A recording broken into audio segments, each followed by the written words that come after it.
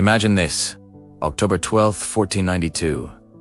3 weathered wooden ships, the Nina Pinta and Santa Maria, drop anchor in the turquoise waters of the Caribbean. For the sailors on board, led by Christopher Columbus, this is a moment of triumph. After more than 2 months at sea, they've finally reached what they believe to be the East Indies. But as they row ashore, they are met not by the spice merchants they expected, but by people unlike any they had ever seen.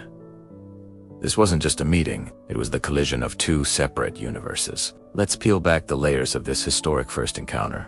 A moment filled with wonder, misunderstanding, and the ominous foreshadowing of what was to come. The people Columbus met were the Taíno, inhabitants of the island they called Guanahani. They were a peaceful people, living in a complex society with its own art, agriculture, and spiritual beliefs. When they saw the strange, bearded men stepping off the massive floating houses, their reaction was one of sheer curiosity. Columbus wrote in his journal that they were well built, with good bodies and handsome features. He noted their generosity, describing how they eagerly traded everything they had, offering parrots, cotton, and javelins for simple glass beads and hawk's bells. For Taíno, these newcomers were a source of fascination. Their pale skin, their hairy faces, their metal arm everything was alien. Some accounts suggest that Taíno may have initially believed the Europeans were beings from the sky, a theory fueled by their arrival from the sea, the edge of the known world. They touched the sailors' beards,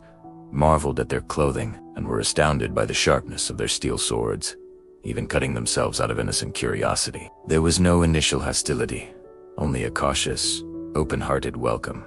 From Columbus's perspective, this encounter was filtered through a very different lens, one of ambition and economics. He was on a mission for the Spanish crown, seeking gold and a new trade route to Asia.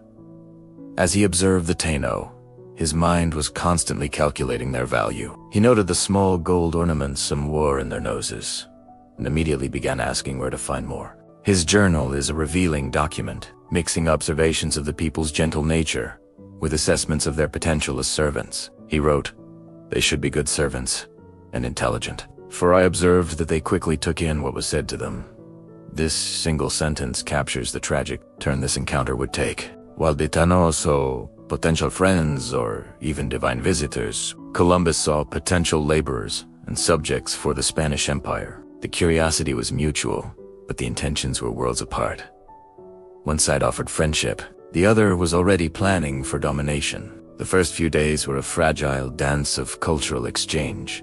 The Spanish sailors were amazed by the hammocks that Taíno slept in, a concept entirely new to Europe. They were impressed by the massive canoes, carved from single tree trunks, that could hold dozens of people. The Taíno, in turn, were likely bewildered by the Europeans' obsession with the yellow metal they called gold, which for them held spiritual and decorative value, but not the all-consuming economic power it did in the old world.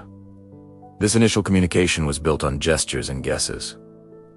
Misunderstandings were inevitable. When Columbus pointed towards the interior and asked about gold, the Taíno likely pointed in the direction of other islands, perhaps trying to be helpful or to direct the strange visitors elsewhere. Columbus interpreted this as confirmation of vast gold mines, just waiting to be claimed. Every interaction was a projection of his own desires and expectations.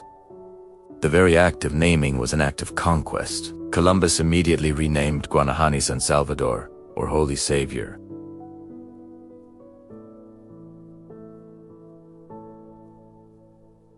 Claiming the land for his patrons, King Ferdinand and Queen Isabella of Spain, he performed a ceremony, planting a royal standard in the sand, a ritual completely meaningless to the Taíno watching from the trees. In his eyes, he had discovered a new land, disregarding the fact that it had been home to people for thousands of years. The first encounter was not a singular event, but the beginning of a process. Columbus sailed on, exploring other islands in the Bahamas, and landing on what are now Cuba and Hispaniola. Everywhere he went, the pattern repeated.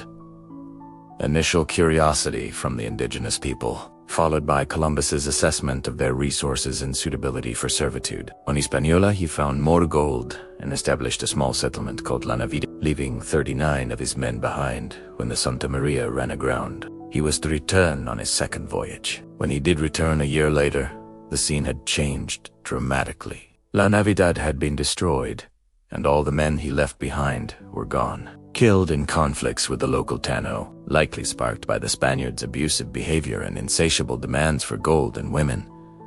The brief era of peaceful curiosity was over. The dawn of conquest had begun in earnest. The story of this first meeting is often romanticized, but the reality is far more complex and tragic. It's a story of human curiosity clashing with imperial ambition. It asks about the profound and unbridgeable gap in worldview between a society built on community and one driven by profit and power.